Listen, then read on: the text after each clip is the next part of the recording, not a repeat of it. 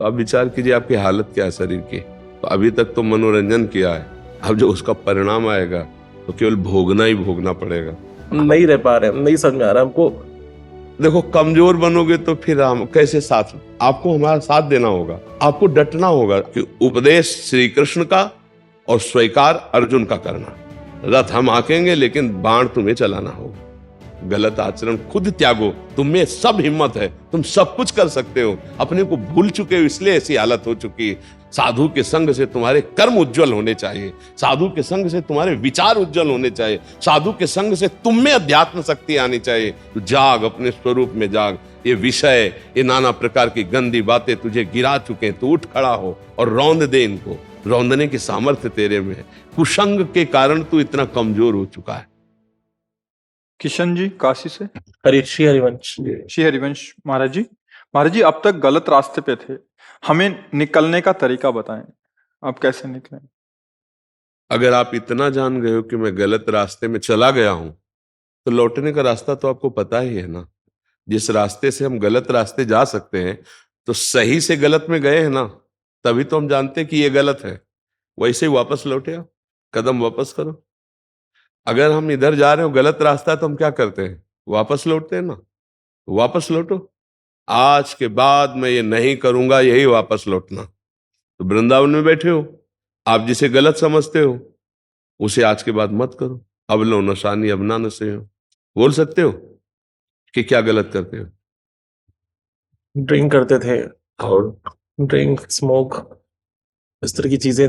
मेरे friend circle में साथ में क्लब जाना, धरना। नए बच्चों में सब होता है, लेकिन आप विचार करके देखिए कि अब आपके अंदर अगर सत्संग थोड़ा भी पहुंच गया है, तो आप विचार कीजिए आपकी हालत क्या है शरीर की।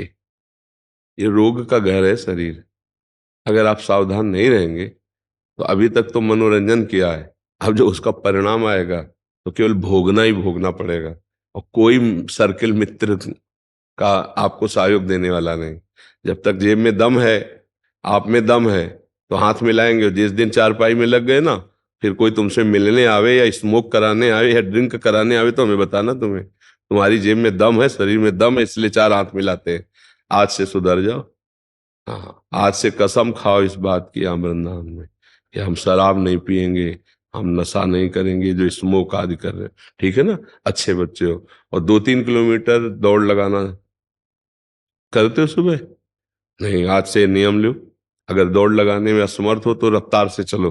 देखो, शरीर स्वस्थ रहेगा ना तो धर्म कर पाओगे, भजन कर पाओगे। इसे स्वस्थ शरीर नहीं कहते। आपका शरीर अस्वस्थ है। शरीर में अधिक चर्बी बढ़ जाना, शरीर का अधिक वजन बढ़ जाना, ये आपके जो मेन अंग हैं उन पर इसका प्रभाव पड़ेगा। लीवर है, किडनी है, हार्ट, इन पर प्रभाव पड़ेगा। अधिक चर्बी है, शरीर के लिए ठीक नहीं है। तो आप दौड़ लगाओ। जैसे बाहर दौड़ने को न मिले तो आजकल वो ट्रेडमिल, उसमें दौड़ो। ठीक है? और नशा मत करना। हमारे सामने कसम खाइए, कसम खाते हैं। हाँ, इसका निर्वाह करना। गुरुजी एक रिक्वेस्ट है मेरी।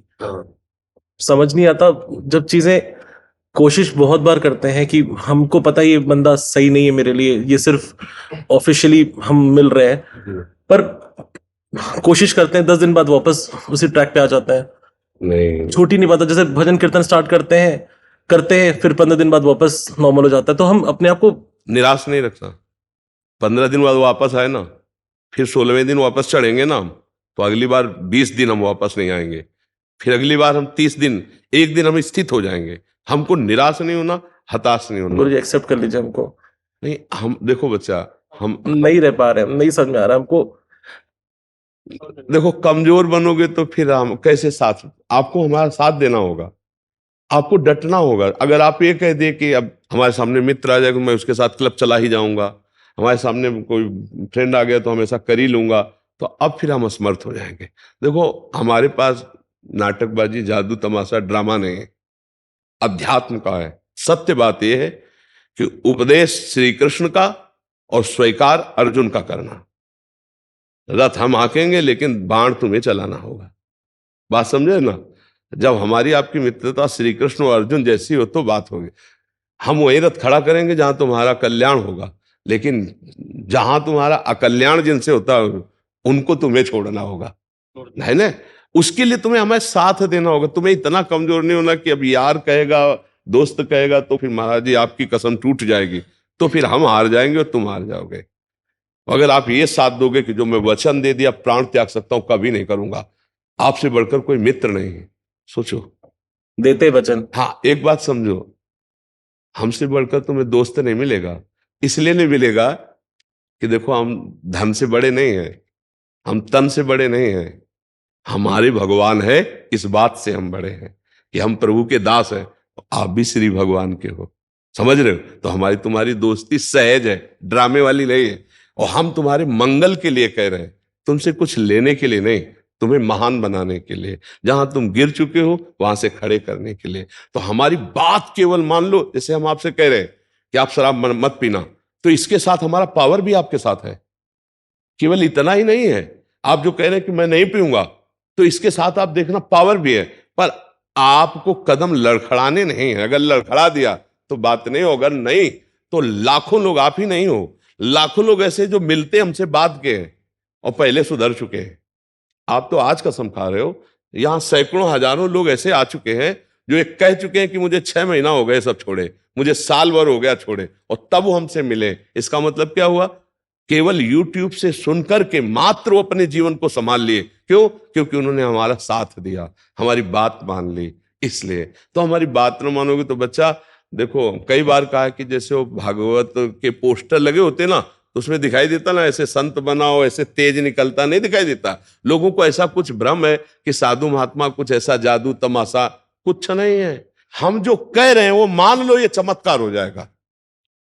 आजकल क्या है, संसार नाटक बहुत पसंद करता है, और हम तुम्हें फिर ही बता रहे हैं राधा राधा जपो, और ये सब तो लगता है कि यार मतलब है नहीं। अभी लाल कलावा अलावा कपड़ा पड़ा नीला लाल फाल करके कई गांठ लगा के ना, ये देखो तुम, ये ले उसमें कुछ नहीं, लेकिन तुम सफलता का प्रतीक मानोगे कि मान, यही संसार का स्वरूप है। सच्चाई कह रहे हैं, न कोई राख न कोई दुनिया का नाटक, तो कम समझ में आएगा। और इससे अगर मान गए तुम माया पर विजय प्राप्त कर लोगे। आज संसार ड्रामे को पसंद करता है बच्चा, नाटक को पसंद कर। ऐसा नहीं बच्चा, तुम करो पाप और कोई तुम्हें संभाल दे, ऐसा नहीं बच्चा। अवश्य में भोक्तव्यम कृतम कर्म शुभाशुभम।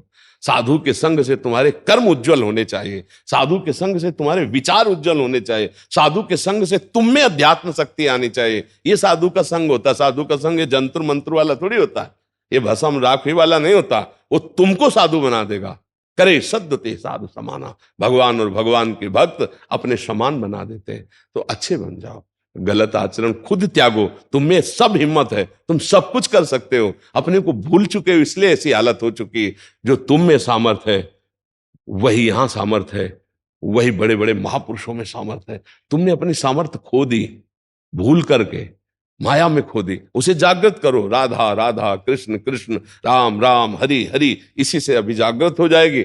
अंदर की जलन को शांत करने के लिए भगवान ने युक्तियां दी। वही अनुभव, वही युक्तियां, वही भजन का, वही आपको दे रहे हैं।